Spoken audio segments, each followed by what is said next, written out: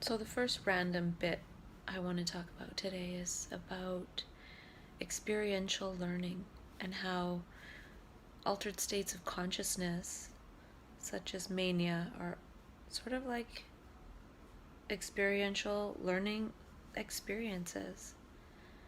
So usually we try to learn by maybe reading or watching YouTube, but it's another thing to have an energy take us over that causes us to behave in different ways that actually gets learning happening in our psychosomatic organism, in our physiology, in our neuroplasticity. So if I wanted to learn tennis and I practiced a lot of hours, that would be embedded in my muscle memory as well as in my brain and neuroplastic changes in my brain. Certain areas of my brain would be more connected or larger or light up when I'm in that action of tennis. So in that way, I feel like the universe is trying to get us to be some kind of player. It's trying to get us to act and be in a different way. And I talked before about how Buckminster Fuller had a quote relating to the spontaneous social behaviors needed in order to save humanity and save the planet. And I feel this energy is an energy that is creating some of those spontaneous social behaviors to save the planet. And after a person has an experience like this, at least in my experience, it changed me a lot. And I also had the thought that mania is sort of like disorganized kindness or disorganized altruism. A person is just popping around trying to be kind everywhere and being kind beyond one's bounds. So for example, I might in that state think that I should give all my money away because I feel like I have everything I need, so I should give all my money to charity.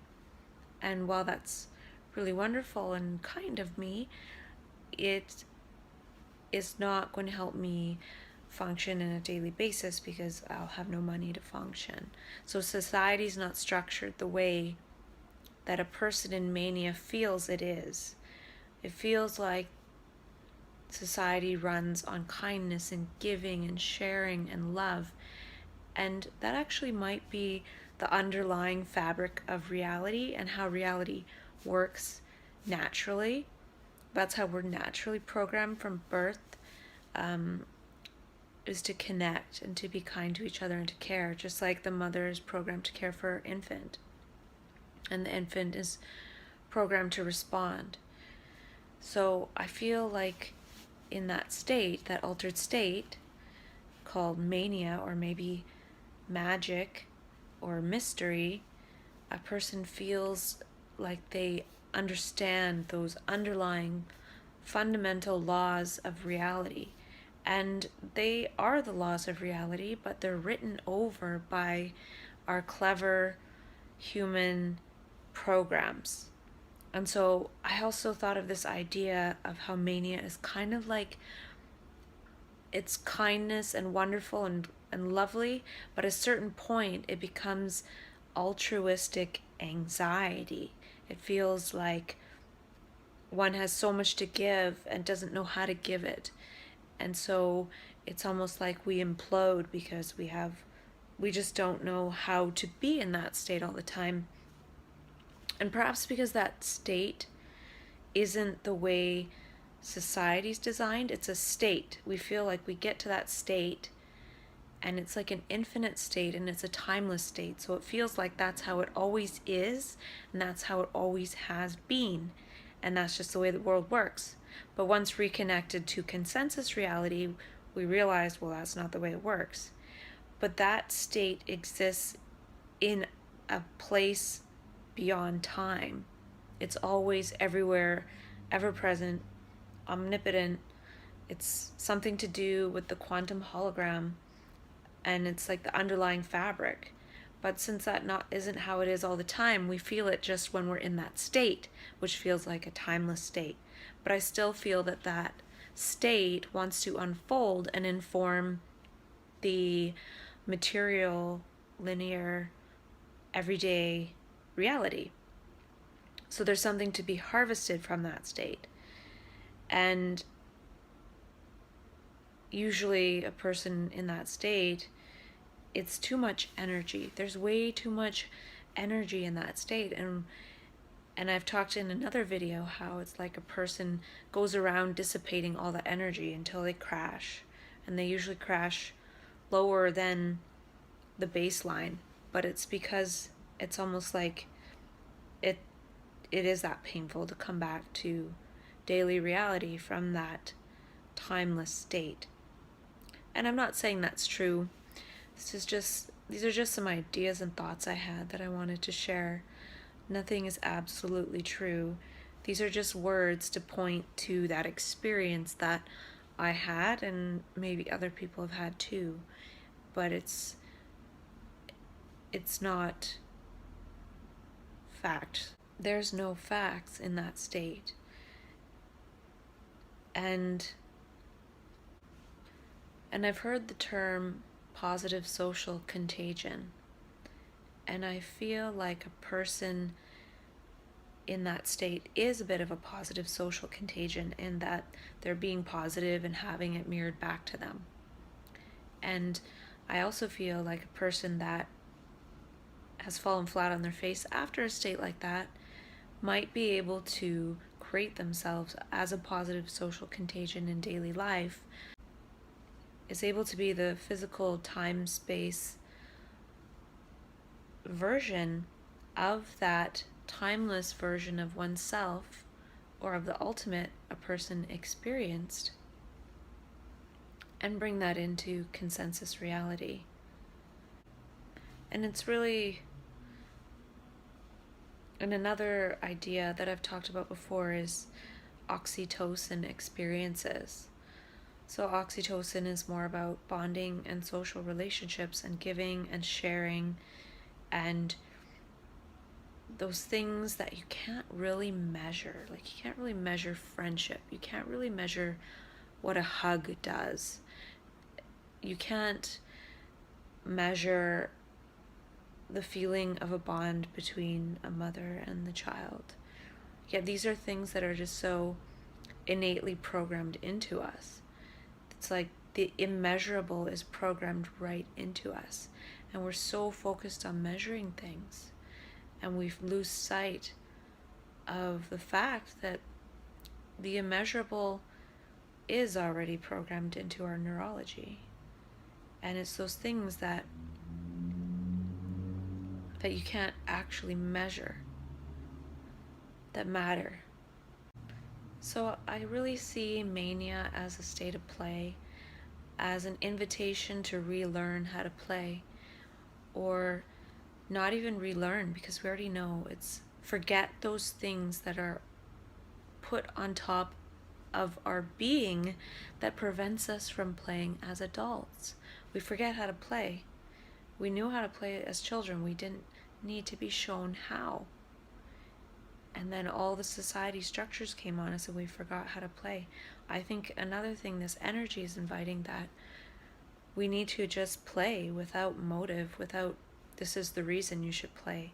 Just being playful is very important, and being playful with each other. Being playful implies responding to social cues that are not necessarily written rules anywhere. Yet we have these other written rules that override our natural ways of being as human beings. And then we have to remember the code of conduct, and we think we need that code of conduct in order to conduct ourselves. Well, we didn't really need that. It was imposed upon us. And I think this is especially important to practice with strangers. In those other states of consciousness, in mania, strangers are very exciting. And there's a lot of healing power in strangers because it's two people meet and there's no preconceived notions, besides maybe some like prejudgments, but there's no knowledge of the person from previous interaction. So you can show up how you want to show up, and you can really choose, and you can really show that person that you're meeting with that this really is a friendly universe. That was Einstein's big question, or one of his questions was, is this a friendly universe? And I also wonder, is this a playful universe? So is the universe not just friendly, but also playful? So I feel like mania is a positive social contagion. It's trying to show us how to be in some ways, trying to get us to unlearn certain ways. A person that has that experience feels wonderful, and then when a person is given a diagnosis and medicated, they're basically told that's not an acceptable way to be. And I still feel that there's a lot of good behaviors and traits that come through a person in that state. There's also some maybe not so great ones, but it's almost like a person is restored to childlike innocence, but they're an adult, so they could do some harm. But a person really does forget the rules of society and does have to learn some of them again, but it can be done in a gentle way. And I still feel a person can be invited to embody some of those traits they experience themselves to be, instead of just going back to the person they were, to make other people feel comfortable that, oh, this person is in recovery because now they're just how they were before, how I remember them. Well, some of those traits are for you, and some of those traits are for the world. The world needs some of these traits. The world needs some of this altruistic anxiety. One of the things I dislike the most about having a crisis is that I need to go back to egocentricity. I have to worry about my own health. I have to worry about making sure I get through it.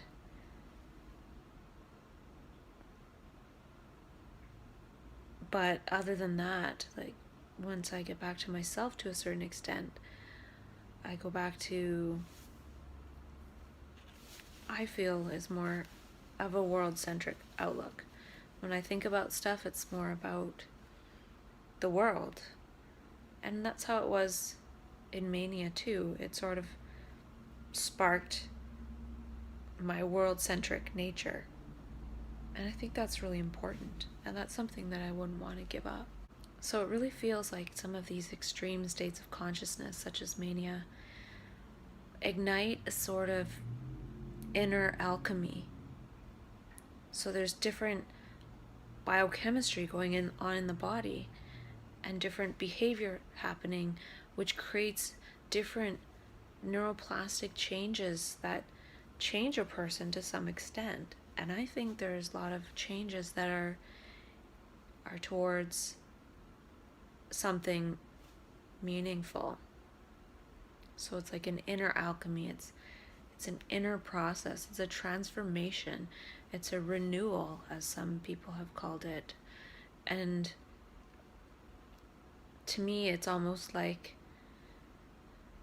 I think I remember reading about in neurobiology, there's like a pruning of the brain at some points in development. So some of the unnecessary connections get pruned off. Well, to me, some of this could be a pruning, and it could be a pruning off of buying so much into society's structures. Like, a person that goes through this kind of crisis a lot of times has a hard time integrating back into society. And to me, maybe some of those bits of the brain were pruned off, and maybe they need to be. Maybe we need less people buying into this materialism and this competition and this progress and this economic growth without thinking about gross national happiness or happiness of people, and just equating progress with happiness. But if we don't question the progress, and like, progress at what cost? We're not weighing the cost of the progress. So if it's progress and all the forests are gone, that's not progress at all. we won't have any air to breathe. So, sort of this mindless progress. And so to me, the fact that there's more and more people being disabled from society, I don't think these people are disabled. Like, I don't think I'm disabled. I think I'm enabled in certain ways, and I'm disabled from really buying into society as it's structured. And perhaps that's why I don't fit in, but maybe I'm not supposed to want to desire to fit back in, because maybe me not fitting into society is actually part of what's going to change society. Sort of an unrelated thought, I was thinking about words and how in a different state of consciousness once I was playing with words and seeing different meanings in words and creating new words and deriving words and making words that already exist into equations of physics and then being amused at how it relates. And it's almost like in that state, thoughts and words get out of control and are scrambled. And maybe they get scrambled so when a person comes out on the other side, they have a new language. I feel like some of that state is trying to create a new language, a language of oneness, or it's trying to give us the language of the interior of the human being, which is shared by everyone. So it's everyone's interior language. It's sort of the innate language that has been programmed over by all these words that exist in society. And words really program us. I actually feel like words themselves are the root of the problem. And I'll talk a little bit more about that later. Well, more related to that, I feel like it might be true that the prefrontal cortex contains a lot of our language and higher, so-called higher functions of thoughts, words, and language. And the prefrontal cortex is the thing that gets disabled to some extent or scrambled. And I think it could be because it's evolved to a point where our words are really beginning to use us. So we don't really use words now as much as they use us. And language is useful for communication, but when we start to put more importance to the words than to the actual things that the words are pointing to, then we have a problem, because if there's a conflict, it's just a conflict over words, and then we're willing to do away or harm an actual something over a word, which is just meant to point to some things. And we're using words and rationality, which is words, to justify destroying life, which is something beyond words. It's something more than words. Our life created words, but now we're using words to destroy life. And that's a big problem. And I've talked about before how I actually feel like the children being born and then developing or being born with, or however it works, autism, it's because we've reached a certain critical mass on the earth where we can no longer have this many human beings using words to destroy life. So these children are being born. There'll be a whole generation of a very large population of people that have a different outlook on life because they just don't have the same language. So they, if you try to explain to somebody why they should go to war, I don't know if they would do it, or maybe they would be more programmable. I don't know. It's going to be hard to say. But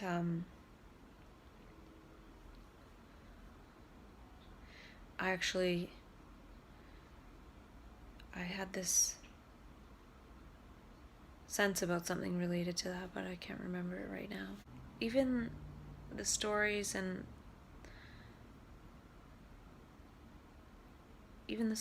ideas of psychiatry are words. It's a word to describe a whole entire living process. And then with that word, which is like a meme, we're infected with the stigma and the meaning that entails. And I don't know if that's helpful. I actually came across a website, which is pointofreturn.org, and they help people get off medications. It seems like a very good organization. I just thought I would mention that. So I've talked before about embodying one's mania, and I realized that it's sort of a process afterwards of harvesting the traits, and then seeing the possibilities, and then practicing, and then embodying. So harvesting, practicing, embodying. And by practicing, it doesn't mean just going through the motions, but maybe finding activities where a person is naturally utilizing that trait. Or perhaps taking some kind of course to create that trait, or seeing the way one was. If one's not able to be that now, what can one do to move towards being that way? Say, for example, I wanted to take Toastmasters to improve my self-confidence and my speaking, because I realized that when I was in that state, it came naturally. But when I'm not in that state, it's not there. But I can still work towards practicing it and embodying it. And I've talked about how, too, if I've sort of become that version of me that I was in mania in my daily life, then perhaps I no longer need the mania to inform me, because I've got the message about the type of messenger I'm supposed to be. So it's not just about getting the message to say the message. It's also, how do I need to be in order to convey that message? Specifically, what kind of messenger do I need to be? What kind of communicator? What am I here to say? What am I here to do? We're all wondering those sorts of things. I really feel that that state gives a person a glimpse of who they can be and who they are underneath that programming. It's almost like the adult child version of oneself. So if I was to imagine that I was a kid and then I grew up and I never got all this societal programming from school, from parents, from whatever. It's almost like the innocent, unscathed trajectory of one's childhood to adulthood. And that's what the manic state, in a way, is. So I feel it's like a natural state. But it's not natural in this society to be that full of life, vitality, and energy. And it's very foreign, so it feels really energetic. Whereas if it wasn't so foreign, maybe it would just feel like normal. So in daily life, if I'm experiencing mild depression, no energy, lethargic, is that the normal state of how a human is supposed to be? Yet so many of us, that's how we operate.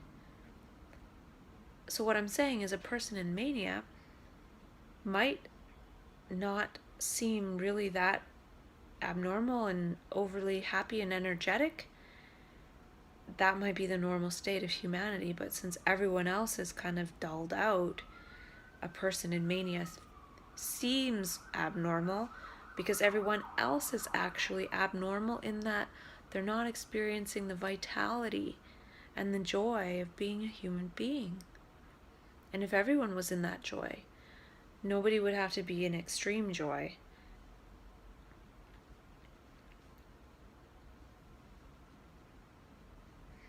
So yes, harvest your manic traits, practice them, and embody them. And hopefully that happens naturally in daily life anyway. But it's probably not going to happen sitting at home watching TV, which so many of us have been told to do. And we haven't been told that as in go home and watch TV, but by saying you're abnormal, you're ill, you're not going to do very much, or even to say, you will recover somewhat. That's basically what they're sentencing us to a life of. I remember once in an altered state of consciousness, which was scary, I saw on my computer screen, it said, language is a virus. And now, if you think about how so many of us have language going on all the time in our heads, we're sort of like infected by viruses. And some of those thoughts and words and different things are good and some are bad. And then if we have a good thought, we like, oh, I like that, so I want another good thought. If we have a bad thought, we say, oh, I don't like that. So it's just all we are is this judge going on all day of judging our thoughts, which aren't even ours. They're just happening. We just pick them up from somewhere. And so when this whole scramble thing happens in different states of consciousness, it's almost like antivirus software. This energy comes in and takes over a person. And if you could think for a second, that language is kind of like a virus that's infected us. We can't turn it off. It's using us. Then this antivirus comes in and the language in our brains is scrambled and we don't know what thoughts are from where and when, and how some are from past, future, me, somebody else, and we just don't even know who we are anymore. Well, it's almost like the antivirus software, and it's chaotic. But at the same time, if we didn't have that, we could easily be turned into programmed robots at some point. It almost feels like it ensures that we can't get too programmed by words. And even if it risks doing major harm to some of us, it also, in a way, saves us because it's a source of other thoughts, and ideas from somewhere other than our own circular programmed groove that we pick up as a program, and it keeps us behaving according to some kind of societal norm, which is just a very narrow band of experience and behavior. And then that's okay. But so many of us in that state that's called normal are so close and ready to just snap because we can barely keep it together. And that's just a person that doesn't even have this energy come in and take over. So when somebody has this energy come in and take over, all that circular thought that keeps us going in our daily circular habit of routine is broken up. And maybe that's actually what is kind of needed, because we're all living this routine and habit in society that we think is freedom.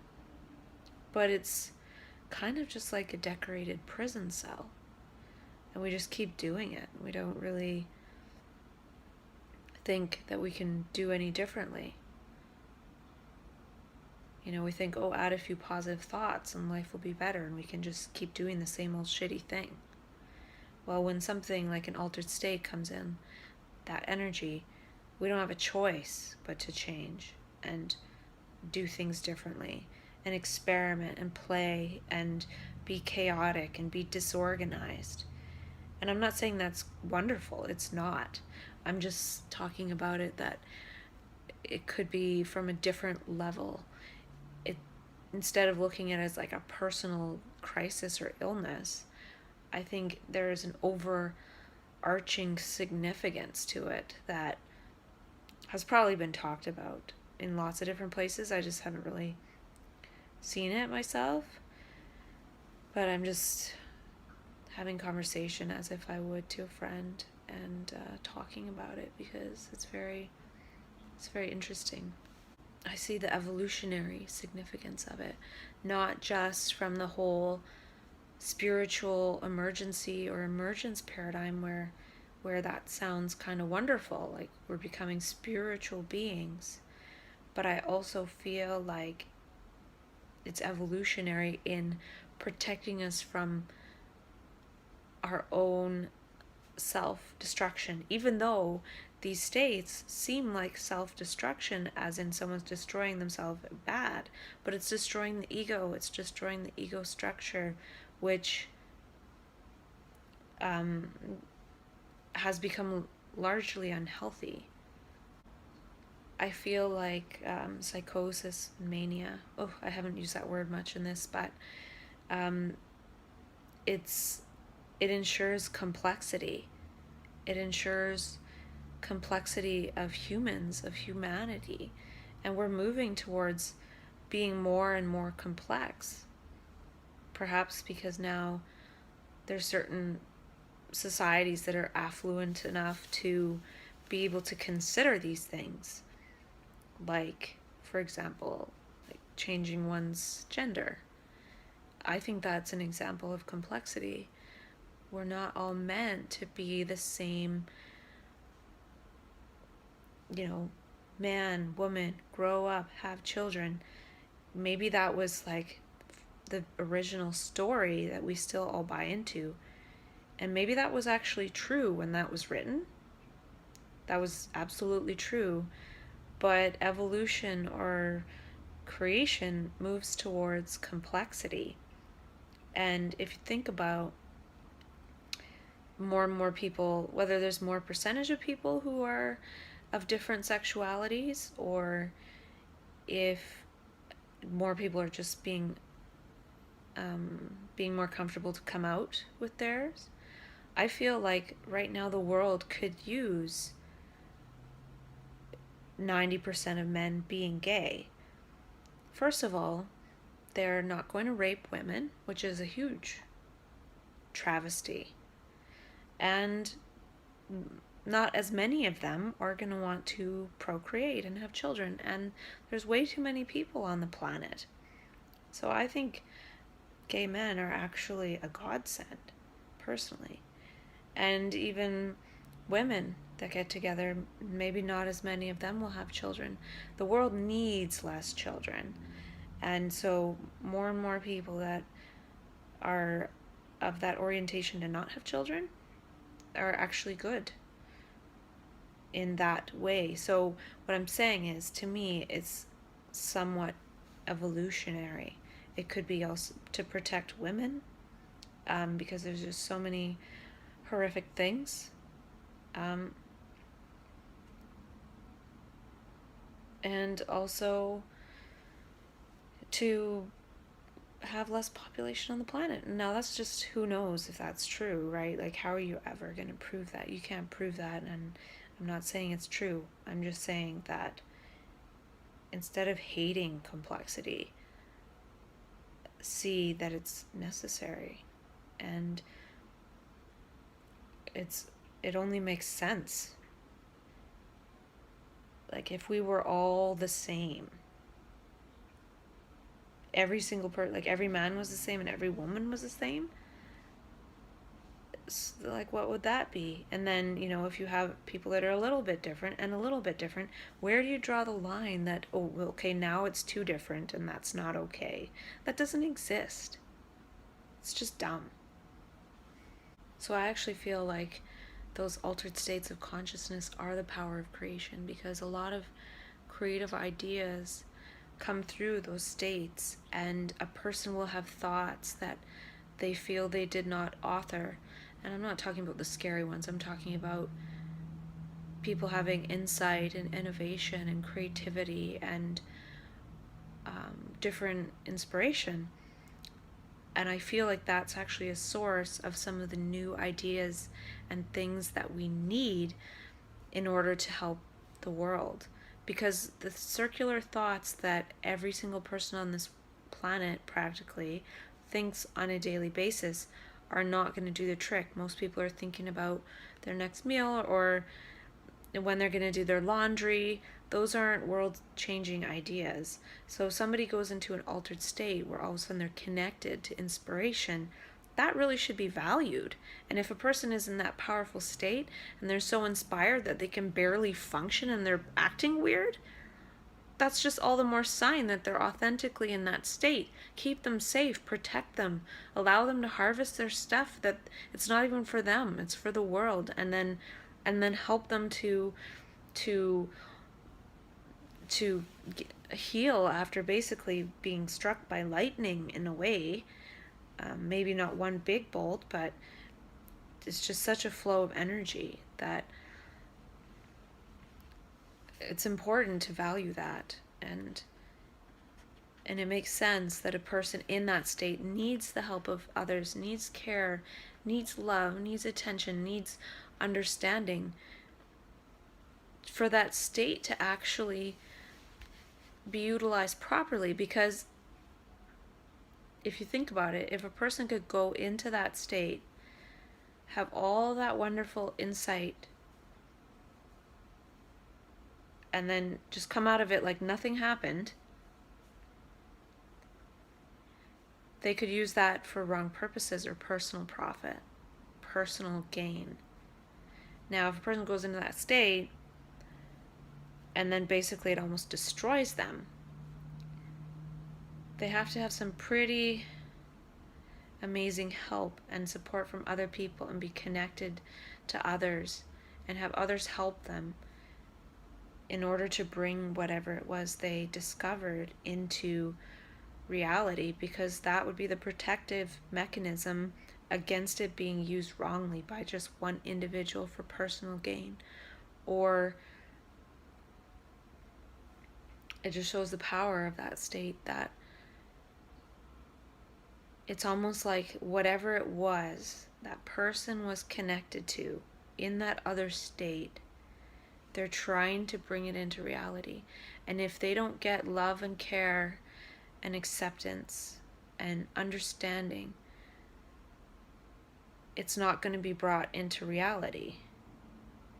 And it's almost like the consciousness of humanity needs to be at a certain level for a certain number of people to gather around a person in that state and really fully support them to bring that gift through.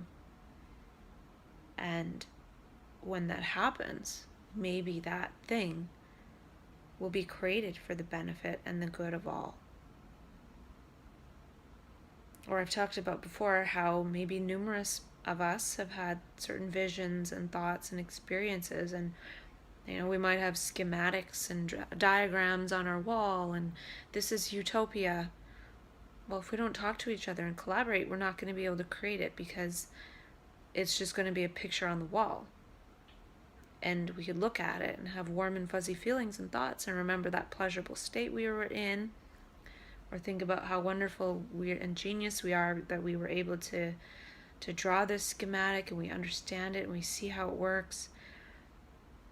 But the schematic and utopia imply everyone else. So there's got to be a certain number of people that, oh, you saw that too? I saw that. You saw that? Oh, wait. So many of us saw that. So now we can co-create and collaborate because it's for the world. It's not just for me. Like, I went to utopia. I came back. Now I'm here with everyone else. I don't want to go back to utopia by myself.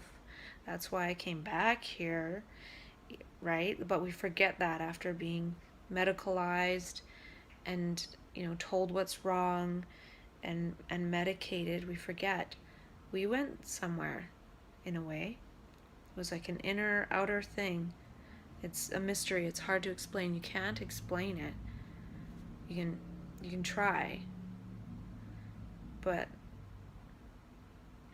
some of us don't come back. Some of us don't make it back to this reality. Where do they go? We don't know. They might actually be in utopia. And they went there by themselves. And maybe there's some people up there. But or wherever it is. But if we're still here, it can be brought to fruition in this reality, potentially. What else is there to do? Sit here and watch movies, or talk about creating a better world for everybody? And I don't know how to do that. I kind of went to that better world and I saw it. But it's very difficult to stay there if other people don't see it too. So I was thinking about how the power of creation is also the power of destruction. So the energy of those altered states comes in and it scrambles the words, it scrambles the thoughts, it scrambles one's ego, it sort of destroys it. And in destroying that, it's actually creating something else. So usually our ego is destroyed when our body dies, but it can also be destroyed by this energy at certain times, uninvited by the universe, and it's a universal force. That's the thing. The universe could do this to anyone at any time. Nobody's immune. And it just goes to show the power of that energy. And right now it happens to a certain percentage of people. Who's to say that it won't increase in the number and percentage? So these other ways of being that are really important in order to make the world better are actually of interest to everybody. And by destroying the ego, it tries to bring about world centricity, because usually we have egocentricity happening. So world centricity. I was also thinking about how words are sounds. Sounds are vibrations, and everything is made of energy, vibration. So if we even have a word in our head, that's a vibration, and it's changing the fabric of reality. So this is how our words actually really do affect reality. And any thought goes out there and it creates some kind of effect, whether it's a thought or a word or a mean look or a gesture. It does something. And we think we're able to hurt others, but we only really hurt ourselves. And even the sounds that are vibrations, the words in our heads, they're vibrating our brain cells, and that vibration changes how we see. So if you think, well, if we're thinking bad words in our head or bad thoughts or whatever, it's actually changing our brain. So that is painting over the reality we see. So we're seeing things negatively if we're being negative in our head. And we already kind of know that. When you really think about it in terms of vibration, you can really sense that's how it's interfering. Those negative vibrations of the words in one's brain are interfering with the actual vibrations out there in reality, and they're actually interacting with the actual vibrations in reality. You think that that's not going to really change very much. Well, yeah, throwing a pebble in the ocean will just have a tiny ripple effect, and that's kind of maybe like one thought. But if every single person is thinking 50,000 thoughts a day times billions of people, and they're mostly negative, that is affecting reality. That's words, that's sound in our minds, that's vibration. Then we wonder why some people hear terrible negative thoughts of other people's voices in their heads. It's just the collective manifestation. Some people are going to pick up on that, and some people are going to have that pattern happen where they're having sounds and words of other people, supposedly, in their own head. And along with that is I feel like we have an inner voice, like an inner guiding voice, or that's nothing new. But if we're always thinking thoughts in our brains repeatedly, we can't hear or sense that inner voice. And I feel like that is sort of the voice or the energy that comes through when people go into altered states of consciousness in, say, mania, and they're having all these insights and new thoughts and new ideas and are super creative, because that's the energy of creation, and we are creators. And we turn into habitual creatures because we have these repetitive thoughts going on in our heads. But if that was to subside, or a different energy comes in, then there's a different sound. There's a different source for those sounds. It's an energy which turns into sound in our heads so we can hear the message or whatever that creativity, that creation is trying to say. So there's like the words of the energy of creation, or there's the words of the habit of the ego. And we're so programmed by the ego words that we're not connected to that inner source of inspiration and ideas. It's like eureka. It's like serendipity. And maybe we have that every once in a blue moon, but we can have that all the time in terms of learning and seeing things anew. We can actually learn by just walking around in the reality and being very attentive. But we're not attentive because we're paying attention to our own ego thoughts. So we're not learning. So then we need to go to books to learn, and then we read, and then we try to like remember stuff.